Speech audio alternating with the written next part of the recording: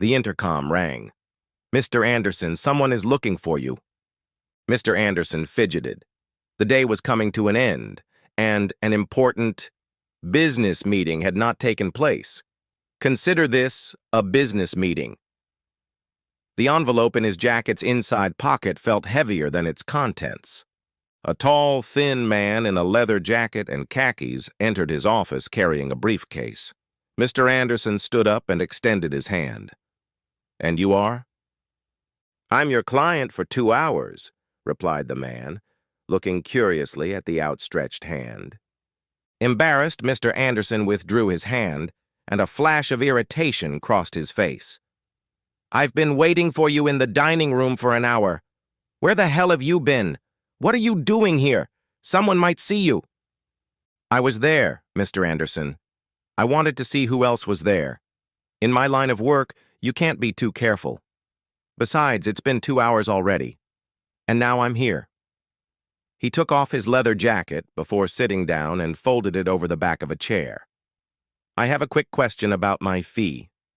Without a word, Mr. Anderson passed the envelope from his jacket to the man across the table. The man grabbed it by the short edges and opened it with his thumbs. Bringing the envelope close to his nose, he inhaled deeply. "Ah, anger. $10,000 is a lot of anger, Mr. Anderson. And what do you want to buy today?" The moment of truth had arrived, and the businessman hesitated. "Didn't, Jacob tell you?"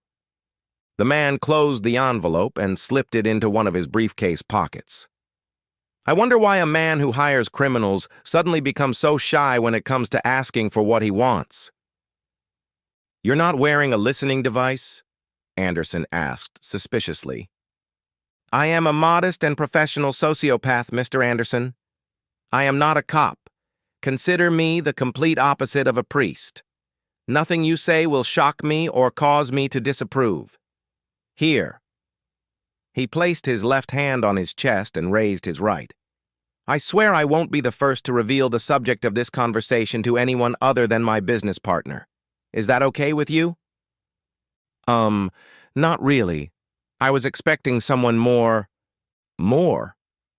"I don't know. Do you often meet with criminals, Mr. Anderson?" He started to light a cigarette. "No smoking here." Seeing the sarcastic look, he quickly explained, "It's a building rule." The man took a long drag and exhaled. "We're close to the end of the workday. Your secretary is leaving in 10 minutes. We're in a closed office. You just paid me $10,000, and you're arguing about whether I smoke? Take it as proof of my criminal good faith, Mr. Anderson." The man sighed. "What's your name? Are you sure Jacob sent you?" "What's in a name? Rose by any other?" "Never mind. I have many names. You can call me Curtis. We're beating around the bush, Mr. Anderson. What exactly do you want me to do?" Mr. Anderson swallowed. My wife. That whore. She was cheating on me, not just once, many times over the last 3 months, with that asshole from work. He left when I asked her. I want revenge." As he spoke, Curtis reached into his briefcase and began pulling out several folders. He paused at the last sentence. "Equal? You're paying me $10,000 to take her out?"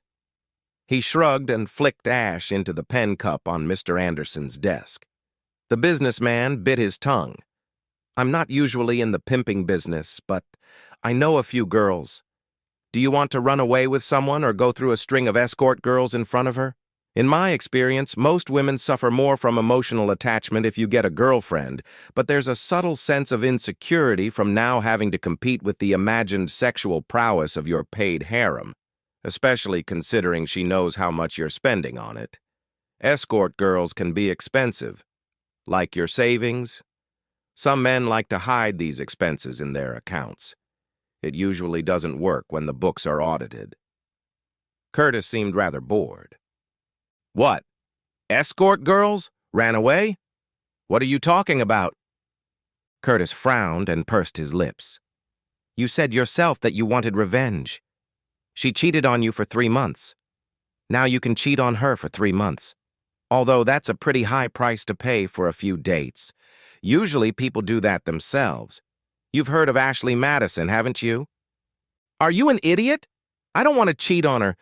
Okay, I want to cheat on her, but I want her to pay. Curtis slapped his forehead. I'm stupid. You don't want to cheat. You want to get more. He pointed at the man. I love how you believe. Nothing brings success like excess. Much more animated, he pulled a new notepad and a stack of manila folders from his side pockets. Now, it's a little more complicated since you've already encountered her, but that's easy to deal with during your move. I always advise my clients not to give up plausible deniability, but why cry over spilled milk? Did we talk about disappearance, maiming, mutilation? Just so you know, I don't do contract killings, although I can introduce you to some people. Now, as a full-service professional, we take care of some of the details that our, less knowledgeable employers might overlook. I'm leaning toward disappearances. I mean, why pay alimony when you can get away without it? Cleaner and much more concise. I have a few moving companies that can help you out. Let me know when the moving day is so I can book you as a VIP customer. Curtis winked at him as he handed him several brochures and a manila folder. Although it's a federal crime, I've singled out a few states with the lowest rates of solved kidnappings and murders, comparing them to FBI data on states with the fewest law enforcement officers, which means they're probably understaffed, and states with the highest caseloads, which probably means they're understaffed. Maybe one of them will appeal to you. I would start posting your resume as soon as possible, so we can get rid of this junk as soon as possible. How are your acting skills? You might want to work on them, as crying children tend to move even the most hardened officers. How about a shocked and bewildered expression? Can you do that? He looked at Mr. Anderson's current expression. Perfect. Move. What? Move where? I'm not going anywhere. That's why I called you. To take care of this. I can't raise any suspicions. Mr. Anderson began to protest loudly. I have a home. My children love their school. I could even be elected to the city council. Curtis looked up from his notes and looked at the businessman. Really? So, you're not going to move? I take back half of the bad things I thought about you. That's a brave choice. I admire your strength of will and fortitude. What? You've thought this through, haven't you? Shaking his head slightly, he muttered something that sounded like amateurs. Mr. Anderson, I can clear you of suspicion through legal channels. I can assure you that you will never be arrested, let alone tried. Suspicions. He began to lay out another stack of brochures and folders. Suspicions are more difficult to deal with. It takes a lot of effort, i.e., money, to dispel suspicions. That's why I always suggest moving. Neighbors, former friends, constant harassment by the police. I won't even mention the press and its blatantly irresponsible insinuations. Well, I don't think they would be irresponsible in your case. They're like remoras. So, milk bags are so 90s. We can start with posters at bus stops and a few billboards. It won't cost too much. We can also do some online advertising. I'm not spending a penny on that bitch. Why do I need milk bags? Oh, Curtis underlined something in his notebook. So you're not worried that you'll be suspected when she disappears. You're a loyal man. Giving up your seat on the board, your kids' love, your chances of dating. What? Curtis sighed with an expression of long suffering. If your wife disappears and you don't launch a missing persons campaign, you'll be suspected. You won't get elected to city council. You can probably kiss your promotion goodbye. You'll be hounded by your neighbors, friends, and relatives. Look what happened to Ramsey. Look what happened to OJ. Of course. He didn't hire me in the first place. I always hate amateurs. Careless. Are you sure you won't change your mind? No? Curtis began laying out several business cards. What's that? Anderson asked. The criminal's face contorted in disgust. This is a new service my partner insisted on adding. These are local psychiatrists who specialize in psychological assistance for people who have lost loved ones, especially young children. Missing parents. Well, I've heard it's traumatic, especially if there's no so-called closure. He laid out a few more brochures. And here are some tutoring centers in case their grades drop. The women mainly help children with their studies. Now they won't have that since you'll be working and staying single for the foreseeable future. Why should I remain single? And what do you mean I should give up dating? I'm good looking. I have money. I'm a nice guy. Lots of girls are looking for what I have to offer. Curtis struggled not to roll his eyes. Yeah, you're a nice guy. You're a nice guy who lost his wife and refuses to look for another one. You know, after Henry VIII chopped off a few heads, he had a pretty hard time finding a wife, too. His last wife was a 40-year-old widow whom he forced to marry him by threatening to execute and banish her lover. He sent him abroad for the rest of his life. You're not the King of England. Reluctantly, he added, Well, I suppose you could find yourself some company. He put his hand to his forehead, concentrating. Write that down. Anderson obeyed. Enchanted Acres, Courtyard Estates, Westbrook Court, Byway Trailer Park. Trailer Park? Anderson stopped writing. Yes, we're a professional company that provides a full range of services. You said you wanted female company after... He made a gesture as if cutting his throat. So you need a local girl with qualities that match your strengths. Uneducated, low maintenance, poor. So, a trailer park. Any educated girl who Googles your name will find your dirty past and... Well, he frowned again. And we're back to escort services. Although, to be honest, escort girls usually have bodyguards, so they feel much safer. Although, he jotted something down on his notepad. Thanks. I need to add a name change to the service package. Not that it matters to the press or the police. Give me a couple of weeks on that. Since you're not moving, we have time. Oh, mail order brides. Long-distance relationships. Although that's going to be a damn difficult conversation when you two ask each other about your previous relationships. My advice? Lie. Start the relationship with a clean slate. I don't believe it's as bad as you say. Curtis shrugged in a French manner. I'm not responsible for your beliefs. So, is it yes or no on the disappearance? Anderson shook his head as he looked at him. Curtis drew a line through something in his notebook and began gathering the relevant documents back into his briefcase. Too bad. I already found a Bolivian brothel. There goes half my income. Anderson paled slightly. Okay, then, how about mutilation? I'm very good at my job. I have standard acids, burns, abrasion scars. To be honest, acid is one of my favorites. A special gun and squish. He made a gun with his fingers.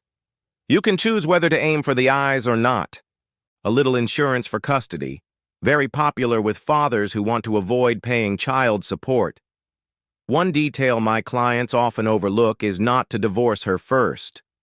Do you have long-term care insurance as part of your work package? Seeing him shake his head, Curtis crossed something else off his notepad. Are you sure you don't want to move?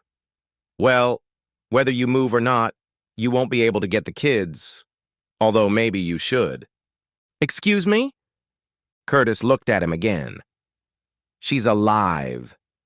Do you really think she's an idiot? Do you believe she won't share her suspicions with her children if she ends up disabled or disfigured? Really? How will that look to them? Things like that don't get forgotten, Mr. Anderson. He began laying out a few more brochures. What's this? Oh, standard stuff for injury cases. Prices for Kevlar vests, a list of security websites, alarms, window bars, some recommendations for guard dogs, firearms training. Standard stuff. How well do you sleep? Why the hell do I need this? Curtis blinked. If you do this, you're going to have to divorce her. I mean, come on. Are you going to sleep next to someone you just ordered to be disfigured? Do you believe she'll tolerate that? She'll come after you? Or her family will? Just like you. He glanced at the diplomas on the wall. I have to ask, do your parents believe that all that money spent on your education was not wasted? Wait a minute. Curtis raised his hands in a conciliatory gesture. I'm sorry. That was probably inappropriate. It's not your fault you don't fully understand the reality of the situation. It's just that people get angry when they lose something they care about, like a spouse. Or their looks. Look at this. He lazily pointed to a photograph of the Andersons on the sideboard. It had been taken at a company Christmas party. They were well dressed. She was wearing a crumpled purple velvet dress, the frills on the bodice not quite concealing her ample bosom. It was tight enough to emphasize her slender figure, but not so tight as to look vulgar, and was a seductive, though decent, length. 3 rows of pearls beautifully accentuated the outfit. She spent a lot of time on those curls. She has beautiful hair color. Her skin is quite good. She obviously doesn't smoke. Clear gray eyes, lips made for kissing. He noticed Anderson tense up.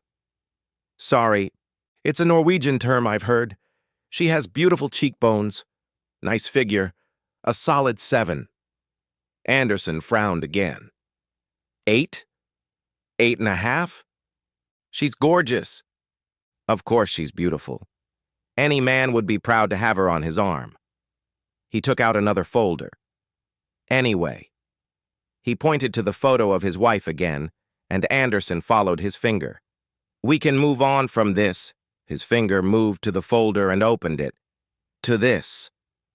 Mr. Anderson barely made it to the trash can before his beef sandwich from lunch flew out of his mouth and nose.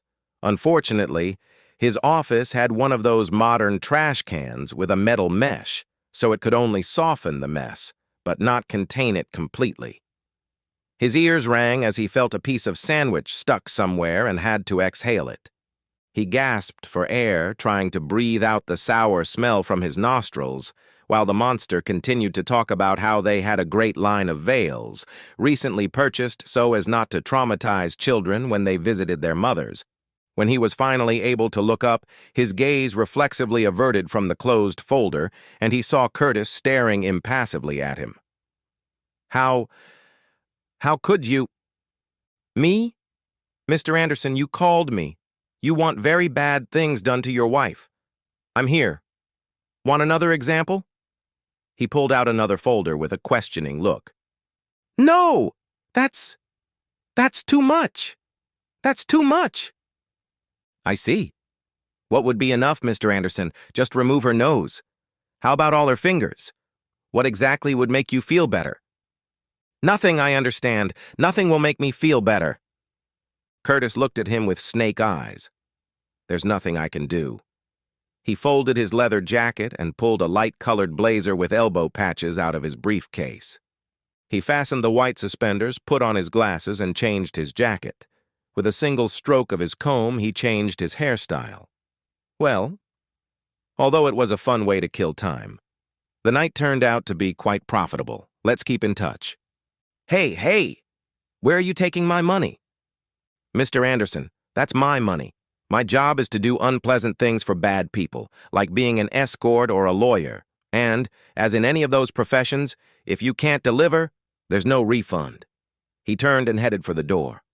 Anderson crossed the room and slammed the door shut as Curtis tried to open it. No way! That's my kid's education money. I believed it was money well spent. You learned a lot about yourself today, Mr. Anderson. The man stepped forward, glaring at Curtis. Slowly, Curtis raised his hand and rubbed his forehead. What's next? Are you going to attack me? The man you hired to commit violence? You're going to attack him? Good luck with that. Maybe I'll let you beat me up, and you'll be charged with assault and theft. How will you explain to your boss why you started a fight in your office? How will you explain who I am? Okay, I can see what's going through your head. You're going to call the police. They'll come.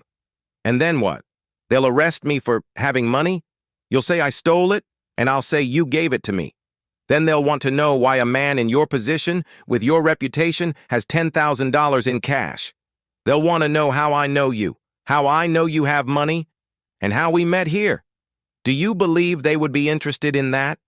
Did you believe your wife would be curious about that? And that's in the best case scenario. In the best case? Yes, in the best case. Because, Mr. Anderson, if I answer, excuse me, the questions of the authorities, I may be late for dinner. If my warm body isn't at the table, well, my partner has her opinion about people who meddle in her affairs, Mr. Anderson. She knows where you live. He reached into his pocket. Maybe I should leave you my psychiatrist's card, just in case they find your personal belongings. There's no good outcome for you here. I just want my money back and for you to get out of my life. I'm sure your wife wants her virtue back and you back in her life. Funny how things work out. You're stealing my money. That's exactly what I'm not doing. I'm hired. At your service, I might add. You paid me voluntarily. I offered you several ways I could satisfy your needs. You are in conflict. It's not my fault. Curtis could see that he was still unhappy. He frowned. Mr. Anderson, do you think I'm a bad person? Remembering the photo, he shuddered. Yes. As a professional, let me tell you, what she did to you was wrong. She betrayed your trust. She made you feel inadequate. She may have even risked your life. A little. Very little. But still a little. He took a deep breath through his nostrils as he stood next to the businessman. She hurt your soul. I can feel it. This time it was Curtis who trembled, but not with disgust. That's bad.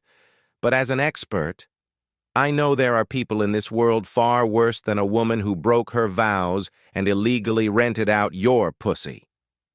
He leaned toward the man and raised his left hand between their faces, his index finger and thumb just a centimeter apart. Today, you were so close to becoming one of them. You are squandering your children's future to destroy the person you love.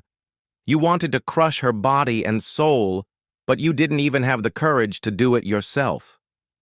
Even if I gave you back your blood money, which I won't, the choice has already been made. You have changed forever. You're stained, just like your carpet. There's no turning back. Listen, you believed you got nothing for your money. That's not true. You got the best advice I could give you. Divorce her or get over it. Yell, rage, cry, talk. People can get used to the most horrible things, and the money wasn't wasted. If you ever decide to bridge the gap and take that final step, his fingers tightened. I'll be waiting for you at the bottom of the abyss, and I'll owe you $10,000 for all the cruelty. Today, tomorrow, 20 years from now. Just call. I'll be waiting. He pointed to the photograph. Underneath the picture of his wife was a business card. While he was distracted, Curtis pushed him aside and knocked him to the floor. Bastard. Curtis hadn't taken 3 steps away from the office when an unmarked Ford Focus pulled up beside him. He hadn't even gotten his feet off the ground when the modified, high-powered engine roared and lurched forward. They made 3 quick left turns. She glanced in the rearview mirror, and he watched the large mirror on the sun visor on his side, looking for tracks. Finally, they pulled into an empty parking space, and she slid from the driver's seat onto his lap, wrapping her arms around him. She brushed her hair away from his eyes so he could see what she was doing as they kissed. When they finished, they looked intently into each other's eyes. "Hi," she said. "Hi," he replied, smiling her smile. "Dad brought home some grandmas today." No one says that anymore. "I'll write it down." She looked closely at his face. "So, plan A or plan B?" He shook his head sadly. "What's wrong with people today? Peter the Great sentenced his wife to live in a stone monastery north of the Arctic Circle because he was tired of her and couldn't wait for her to freeze to death. Empress Wu had her rival's hands and feet cut off, ordered her to be flogged with 100 lashes, and locked her in a sealed building to starve to death. He can't even look at the gruesome pictures. The current generation lacks spirit. Plan B. And all these people were kings or something. Yeah. He was full of energy until he found out how much it would cost him. These days, everyone believes he's the king. I blame reading porn on the internet. I blame the education system, but it's good for business. Stop being so disappointed. If you really wanted people to choose Plan A, you wouldn't use your disgusting sales tactics. I personally believe that my sales tactics are genius. He took out an envelope. It would be nice to get a call, but I'd rather spend his money than earn it. It only took a few simple truths. The truth will set you free? I think he figured it was worth a little extra, Curtis said, counting the money. So where are you going to go with this money?